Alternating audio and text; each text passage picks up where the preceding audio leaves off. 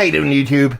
Matt Massa Beer Reviews, back with yet another review. A little bit of, New York born and bred New England style hazy in the form of Yes Farms, Yes Beer from Industrial Arts.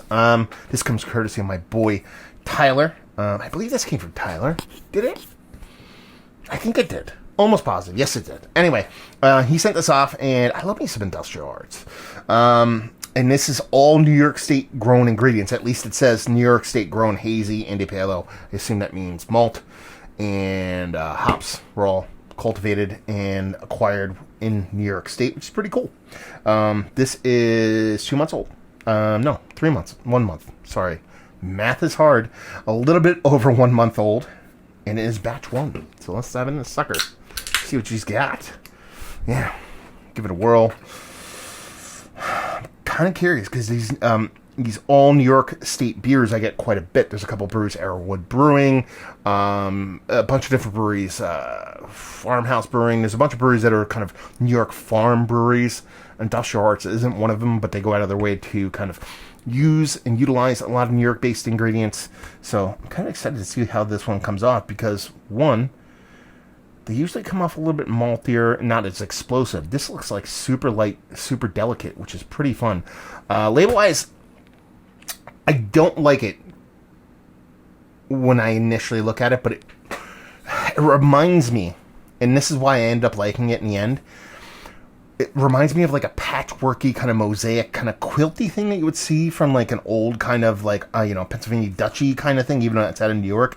That's the way the art design comes off, and it kind of makes sense for the beer. So with that in mind, I kind of really dig the label. Looks like a really nice, soft, light hazy. I mean, this is 6%, so it's nothing too big, but it has this rich kind of white kind of head to it. It's kind of clinging to the edges, leaving a little bit of lacing along its way. And it has this just really soft kind of dull pineapple juice kind of vibe to the body. So she looks absolutely stunning. Let's see if we get a nose. Yeah, man, grapefruit, pineapple, citrus. Those are the things leading the way. The malt doesn't come off heavy. It's a mixture of like a wheat oat pilsner malt kind of thing going on. And just, man, the way that citrus comes off and it really kind of accentuates and just leans heavily into that grapefruit with that pineapple and the base citrus kind of coming along for the ride is really quite nice. It smells like it's going to be a super fluffy, creamy, light chugger. Who doesn't want that? Let's dive in. Cheers.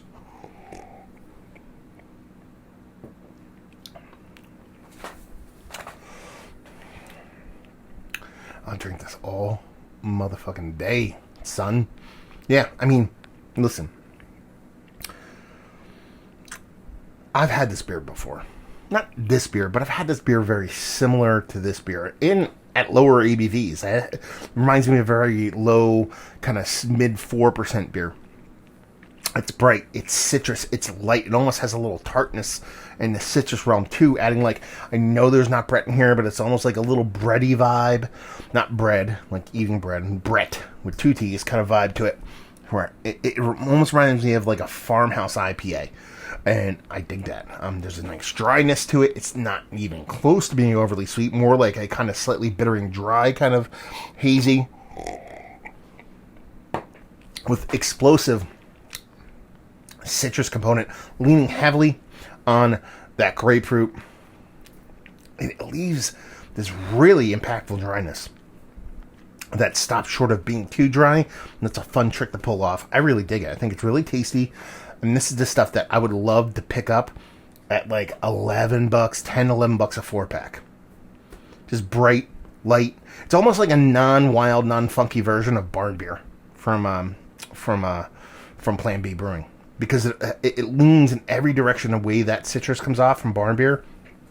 But it lacks that overt kind of wild, funky tartness that Evan brings to a ton of his beers. It's really tasty, really well done. And honestly, and they're talking about an all New York grain brewery. I talked about farms, picture of like a little fucking tractor there with like a little wagon on the back. It kind of reminds me of like a farmhouse kind of IPA. That's where this kind of leads me, and it just does it really well without getting on that funky side. It's like a partly cloudy, partly sunny thing. It's like a IPA that leans farmhouse and a farmhouse IPA that leans, or farmhouse pale ale, hoppy pale ale that leans an IPA. This is on that kind of other end of the spectrum. tasty stuff. I dig it. I think it's delicious. Is it one of the better hazy pales that I've had as of late? Yes. It's eking towards the top. It's just not. There's some that really do it better for me.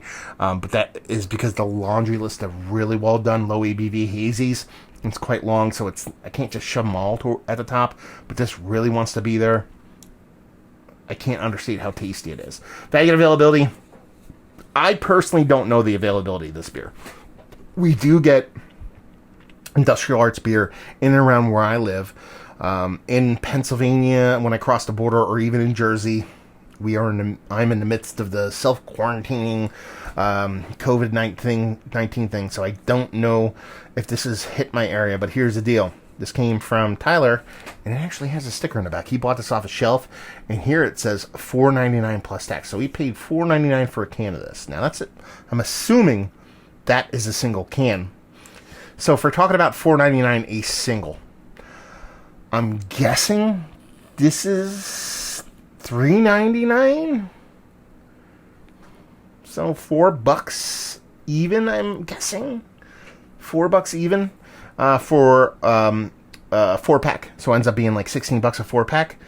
It's kind of pricey for a 6% hazy, but when you start to factor in that it's all New York grown and ingredients, it kind of makes sense. I want this at $10 or $11. I'm not pissed that it's $16, $15, $16 a 4-pack, because I understand the ingredients cost that much more, so I'm not going to get my panties in a bunch over that. Leave you with, if you like what, will you like this? Like I said, if you like barn beer from Plan B, but you want to kind of omit that funky portion of the show, or that's where this lands. Like I said, there's something about it knee-jerk. I haven't had Evan's barn beer in a while, but it just knee-jerk reminds me of that without that kind of farmhousey component to it, even though it has a little dabble of that. So if you like those kind of beers, then you'll definitely dig this one. So there you go. Another review in the books. Hopefully you guys enjoyed it.